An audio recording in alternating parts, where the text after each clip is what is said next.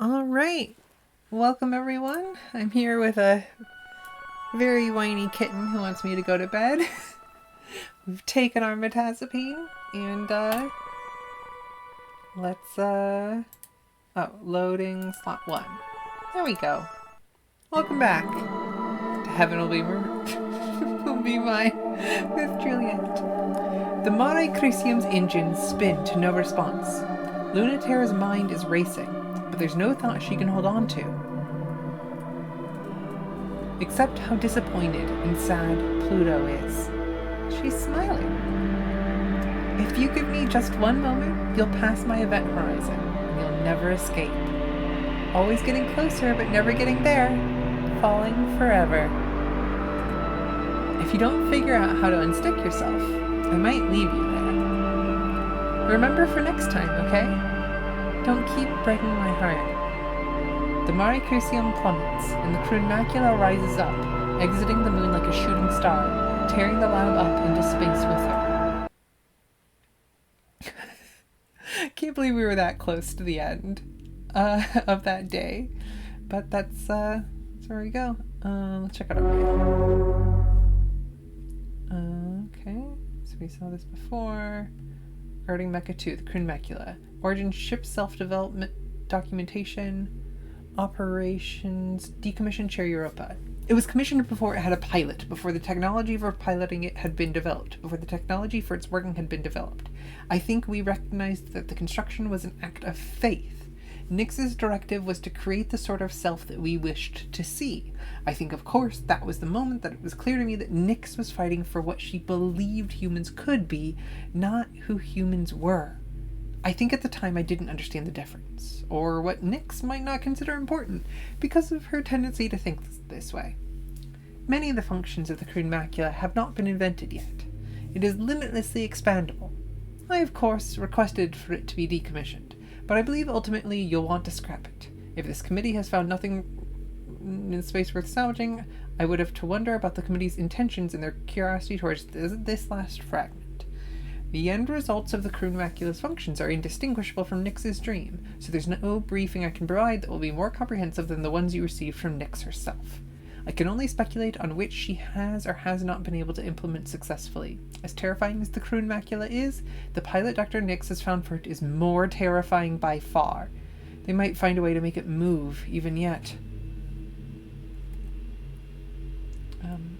Eddie Izzard voice. Doesn't even move. Okay. Subject, Tidal Theory in Celestial Mechanics. Origin, General Information Record Pool. Author, Director of Celestial Mechanics, Iapetus. I don't know this person's voice. Let us begin with imagining an inert theoretical mass of matter, equivalent physically in all ways to the third body in the solar system, a theoretical planet Terra, absent of human culture. How would we model the physical properties of such a planet, where Jungian Newtonian models do not apply? The soft science of celestial mechanics is not purely a thought exercise, but an inquiry into what, if any, default physical properties would exist in the universe without the influence of culture, because of its potential application in space colonization, for its use in modeling the physics of foreign celestial bodies, and the utility of the concept of terra in the philosophical hard sciences for more precisely defining Earth as terra as different from Earth. So we see the difference here. So the circle with the plus sign in the middle of it is Terra, which is the 4 quarters of the Earth. The other sign, which looks like a Venus upside down, is actually the Earth with a giant Christian cross on it. Earth. Pretty wild. For more precisely defining Earth as the lands of human dominion rather than a physical specific body, celestial mechanics has been integrated as a branch of the contemporary metacultural general relativity. What metacultural general relativity? I mean, this is fascinating stuff. I'm sorry if you think this is dry and I'm reading it all, but this is the cool shit. Sorry, this is the cool stuff. What would it be like to imagine a world in which humans have one-to-one dominion over real phenomena? In such a world, we might think of gravity in multiple senses, since the agency of humanity over each other mentally, spiritually, and culturally would not be the same as physically. The conversion of matter into energy, and energy into culture, and culture back to matter again is complicated by distortions caused by culture's ability to arbitrarily set conversion parameters. This is caused not because of power of human gravity, but actually by its weakness and incompleteness. In a theoretical universe in which humanity has full dominion over the physical universe, the influence of culture would be a one-to-one constant, and the physical universe would abide by flexible fundamental laws. In such a world, we would have to separate fields of study that involve metaphors from ones that describe worldly phenomenon, because our world would be objectively determined. While humans would be able to disagree and defy each other, they would ascribe to an inflexible, perfect system, as decided by humanity. Yeah. I mean, this is where Twilight Mirage and 40k meet, right? Wild stuff. Data log. Yeah. That's fine. Alignment. We're 12% up. System. Mission select. Oh, so you do end up doing both each time. That's good to know. I wish you didn't have to do this. Is this the same comms? But I love chatting with you. Especially about your latest sordid affairs. Well, thanks. Wait, that's not what I meant. Sordid? Dramatic? Tempestuous? Explosive? No. Problematic? No. Tumultuous? That's sexier. But that's still bad. I mean, how would you describe them?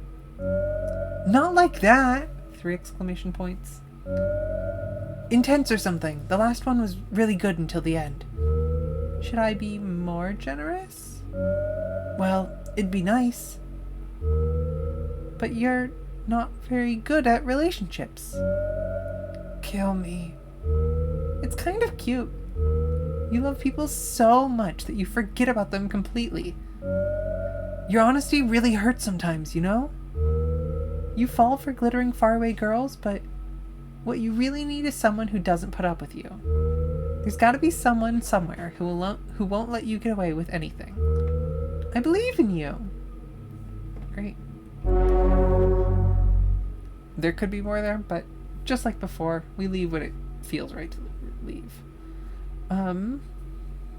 Or we could keep going and call it before we start Saturn, but I like this halfway in.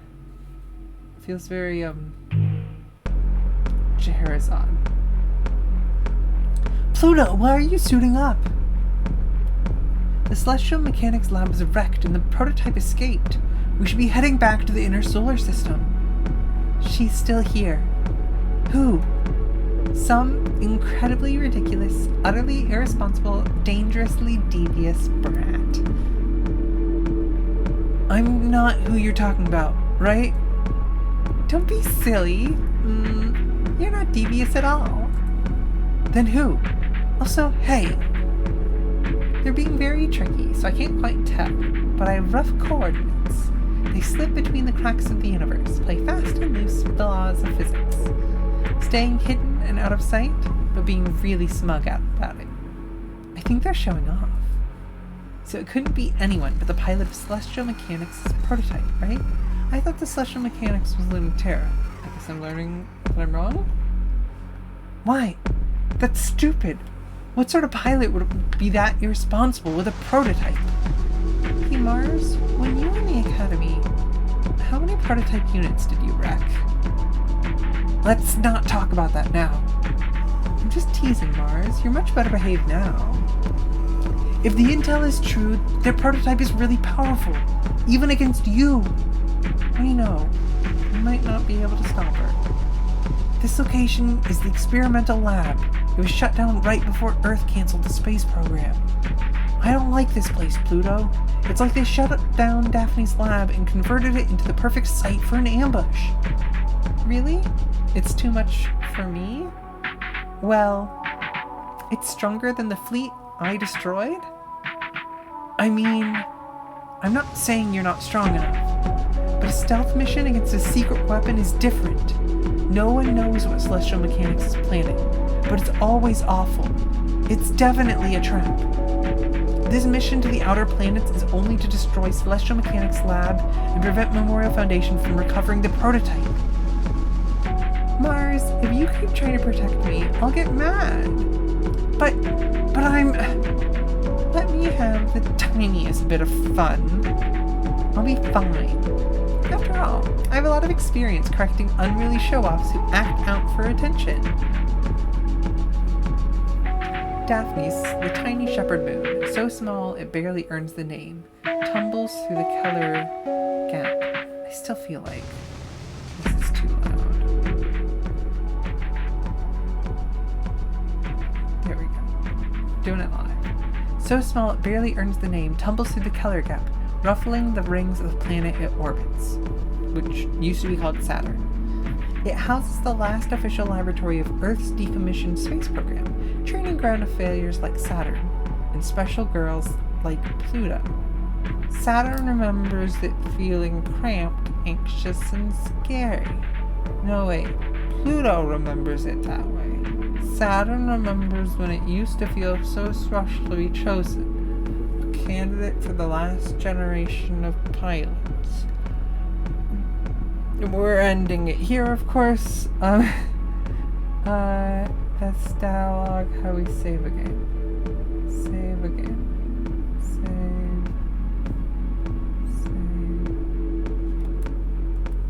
Oh, you click on it. Overwrite.